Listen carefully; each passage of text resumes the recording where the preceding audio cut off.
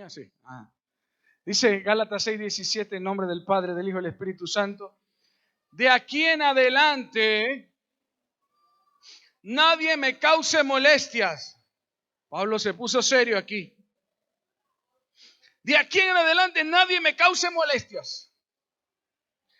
Porque yo traigo en mi cuerpo las marcas del Señor Jesús. Ay, aleluya.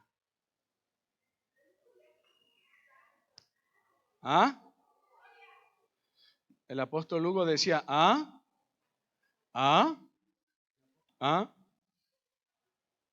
porque yo traigo en mi cuerpo las marcas del Señor Jesús. Si usted lee este capítulo del libro de Gálatas, de la carta a los Gálatas, es más, si lee la carta completa, usted va a encontrar que el apóstol Pablo está en una ardua discusión. ¿Sí? Algo estaba pasando. Si usted lee el primer capítulo, le dice, ¿qué es lo que está pasando? ¿Quién les está enseñando? ¿Por qué se están desviando? No recuerdo si es el capítulo 2 o el 3. Y se empieza a poner Pablo un poco más fuerte. Empieza a apretar Pablo, así como predica la pastora. Y Pablo le dice, oh Gálatas insensatos, comenzaron en el espíritu y terminaron en la carne. Santo Padre, eso es como cuando hacemos un ayuno y terminamos haciendo una parrilla. ¿Usted sabe cuál es el colmo de los evangélicos? ¿No lo sabe? Romper el ayuno con diablito. Ay, aleluya. No. Pero Pablo está en esta carta hablando fuerte. Pablo está presentando porque algo está ocurriendo. Hay algunos temas de los cuales Pablo tiene que dejar claras las cosas. Desde Jerusalén, los apóstoles están dando las directrices sobre las iglesias de Jesús, sobre el ministerio inclusive de Pablo. Y entonces, por ejemplo, uno de esos temas arduos era la circuncisión. Gracias a Dios era en ese tiempo. Si se circuncida, si no se circuncida. Y entonces también dice, Pedro es de la circuncisión y yo gracias a Dios soy de la incircuncisión. Pues en Cristo ni la circuncisión ni la incircuncisión. Y desarrolla y está hablando todo esto. Pablo está viniendo. Y entonces llega un momento que inclusive Pablo debe defender su ministerio. Debe defenderse. Y entonces llega a este versículo donde dice, espérate, que nadie me moleste. No, hasta aquí llego. Porque llevo en mi cuerpo las marcas del Señor. Fíjese, ministerio de acuerdo al gran ministro que es. Porque Pablo, donde quiera que llega, hermano, está visitando una ciudad y esa ciudad es trastornada por el poder de Dios. Es trastornada por el mensaje del evangelio y una iglesia se levanta, se constituye y se establece. Ay, aleluya. Pablo no está diciendo, yo soy un gran predicador. Cuando yo hablo, miles de personas se convierten. Escucha bien, alrededor del mundo. Pablo no está diciendo, yo soy un predicador internacional. Yo soy un apóstol internacional. Nadie se meta conmigo porque yo soy el apóstol. Pablo no está diciendo que cuando él ora, los enfermos se sanan, las vidas son restauradas, la gente es cambiada, las ciudades son transformadas. Pablo está defendiendo su ministerio con las marcas del Señor. Pablo está defendiendo su asignación, su trabajo con las marcas del Señor. Ahora, Pablo usa un término que refleja increíblemente el pensamiento que escribió. Pablo dice, porque llevo en mi cuerpo las marcas, y el original que usa en griego es estigma. Y estigma, dice propiamente dicho, de una marca quemada en la piel. En la época del Nuevo Testamento, los esclavos eran quemados en su piel para demostrar que pertenecía a un propietario en particular, a una persona en particular. Entonces, si lo leemos de esa manera, diría el versículo así: de aquí en adelante, nadie me cause molestias, porque yo traigo en mi piel las quemaduras que demuestran que soy del Señor Jesús. Ay, aleluya. ¿De qué está hablando Pablo?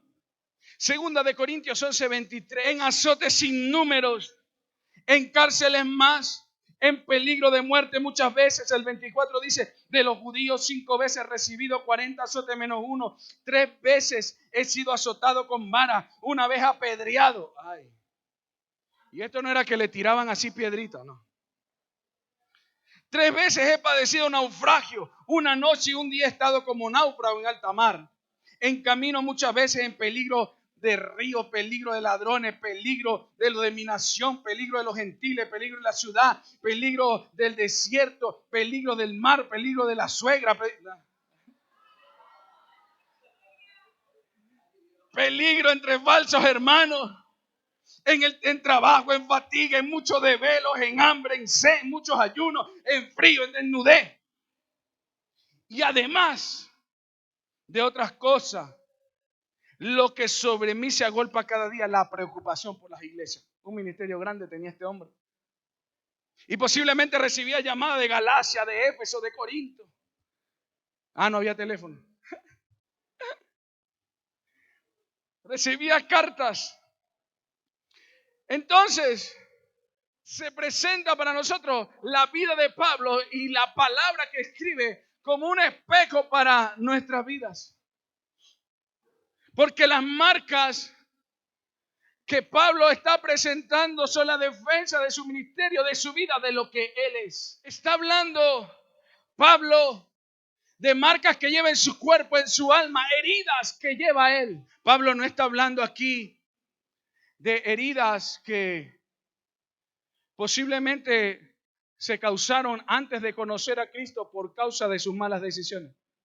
No está hablando Pablo de las heridas que posiblemente tú y yo tenemos antes de caminar con Cristo, por malas decisiones, por caminar de espaldas a Dios, que el pecado dejó en nosotros, porque definitivamente el pecado es un cáncer que daña la vida del ser humano. El pecado es un cáncer que consume la vida del hombre. Cuando caminamos alejados de Dios, el pecado empieza a dejar huecos, empieza a consumir nuestras células espirituales y se multiplica en todo nuestro ser y deja marcas y huellas. Pero Pablo no está hablando de eso, no se está refiriendo, y no me quiero referir en esta mañana a esas marcas. Quiero referirme en esta mañana a las marcas o heridas que en el caminar con Cristo tú y yo podremos tener. Ay, no, pastor. No, pastor, a mí me dijeron que este era un camino de rosas. Hay un midrash judío. Un midrash es como una anécdota, sería como un cuento que ellos usan, que en el camino de la vida, antes de llegar a una encrucijada, hay un anciano con una barba blanca que te está esperando, y ese anciano se presenta delante de ti y te dice: hey, hay dos caminos allá adelante. Hay un camino que es de rosa, que se ven rosas, pero tiene espinas. Y hay otro camino que tiene espinas, pero su final es de rosas. Ese es el camino que debes tomar. Basado, cuando dice: he puesto delante de ti, Dios le dice al pueblo de Israel: he puesto delante de ti la vida y la muerte. Escoge pues la vida. Escoge pues la vida. Y me quiero referir al caminar en Cristo Jesús. Cuando decidimos nosotros que Cristo sea nuestro único y suficiente Salvador, cuando nosotros empezamos a caminar en Cristo, déjame decirte, amada iglesia, amado hermano, amado amigo que nos visitas en esta mañana, es un camino que se presenta bastante complejo, donde van a venir heridas, donde van a venir situaciones, donde van a venir complejas dificultades que van a causar heridas en ti. Porque en el momento el que empezamos a caminar con Dios, o estamos caminando con Dios, y viene la circunstancia, el problema, cuando nosotros decidimos activarnos en el ministerio, cuando decidimos nosotros tomar la gran comisión que nuestro Salvador nos dejó, ir por todo el mundo y predicar el evangelio. Tenemos un legado de parte de nuestro Señor Jesús. Y en el momento en que decidimos hacer eso, ¿sabe? Van a venir tropiezos, dificultades, angustias, problemas, situaciones que van a dejar heridas en nuestras vidas. Pastor, van a dejar heridas en nosotros. Pero esas heridas son distintas. Y entonces cuando vienen esas situaciones y esas circunstancias, nos volteamos nosotros a reclamarle a Dios: bueno, Señor, pero si yo estoy haciendo tu obra, pero Señor, si decidí orar, si decidí congregarme, si decidí caminar en los preceptos que tú me has dicho, si decidí predicar, si decidí hacer el ministerio, ¿por qué me viene esto? Y nos volteamos a Dios a reclamarle. Hace 2 semanas, nuestra pastora predicaba acerca de cristianos de papel. Ay, aleluya. Y yo le agregaría cristianos de cristal, como la generación de ahorita. No son la generación de cristal porque cualquier cosa pareciera que nos rompe. Pero esas heridas en el caminar con Cristo, esas circunstancias, esas marcas en Cristo no llevan la intención de romperte, sino de hacerte más fuerte. Esas heridas te ayudarán a llevar tu ministerio. Esas heridas te permitirán abrir tu corazón y mostrarle a otra persona: hey, tenemos la capacidad ahora mismo, tu pastora y tu pastor, de decirte: cualquier problema en tu matrimonio puede ser resuelto.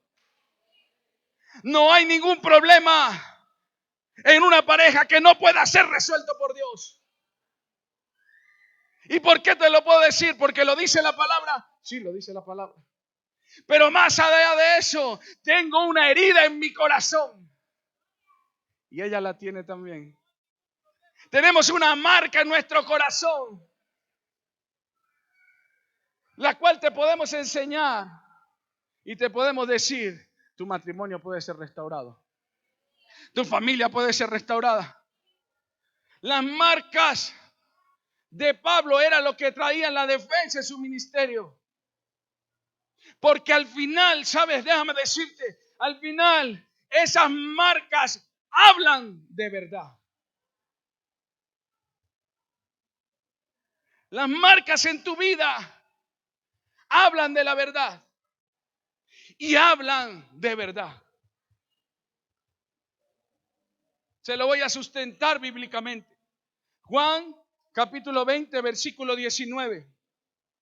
Dice de la siguiente manera: cuando llegó la noche de aquel mismo día, el primero de la semana, estando las puertas cerradas, en el lugar donde los discípulos estaban reunidos, en el lugar donde estaban reunidos por medio de los judíos, vino Jesús y puesto en medio les dijo: paz a vosotros. Y cuando les hubo dicho esto, le mostró las manos y el costado. Y los discípulos se regocijaron viendo al Señor. Entonces Jesús le dijo: paz a vosotros. Como me envió el Padre, así también los envío. Ay, espérate. Jesús se presenta y la señal, la evidencia forense, la evidencia jurídica de que lo que Él les venía diciendo antes: es necesario que el Hijo del Hombre muera, pero al tercer día resucite. Es necesario que el Hijo del Hombre sea tomado y sea molido y no sé qué, pero al tercer día resucite. La evidencia era que en aquel momento se presenta y le muestra sus manos y su costado. Es evidencia de verdad en Jesús. Sus marcas. Espérate, Jesús estaba resucitado ya en ese momento. Mira, yo me atrevería a decir que Jesús está ahora mismo sentado a la diestra del Eterno, con sus marcas traspasadas, sus manos traspasadas. Un cuerpo glorificado en el cielo, pero con las marcas de la verdad y las señales de su verdad en su cuerpo. Ay. Ezequiel dice: y verán al que traspasaron. Ay, aleluya. Y verán al que traspasaron. Entonces yo me atrevo a decir que Jesús está en el cielo con las evidencias de su verdad. Entonces dice: paz a vosotros, tengan paz, espérate. Y después le lanza y le dice: espérate, como me envió, así los envío a ustedes. Como me envió mi Padre. Ya va, espérate, pero es que usted tiene que ver el hilo de pensamiento, porque no queremos las heridas. Definitivamente no queremos las heridas. Ay, como le envió el Padre. Jesús fue escogido en la eternidad, enviado a la tierra para traer, hacer sanidades, caminar sobre las aguas. Así voy yo. Sí, también. Pero si tú sigues el hilo del pensamiento, si tú sigues lo que Jesús está haciendo en este lugar, en este momento preciso, Jesús está dando evidencia de su ministerio y que sus palabras son verdad. Y entonces le dice a los discípulos: y déjame decirte, te dice a ti y me dice a mí. Entonces le dice a sus discípulos y le dice a Trigo Nuevo: como me envió mi Padre. ¿Cuál es el costado este? ¿Cuál era? ¿El de Jesús? No sé, era el costado. Como me envió mi Padre. ¡Ey, escucha bien! Trigo Nuevo. Como me envió mi Padre, así te envío a los teques. ¡Ay! Como me envió mi Padre, así te envío a este estado. ¡Ay! Trigo Nuevo.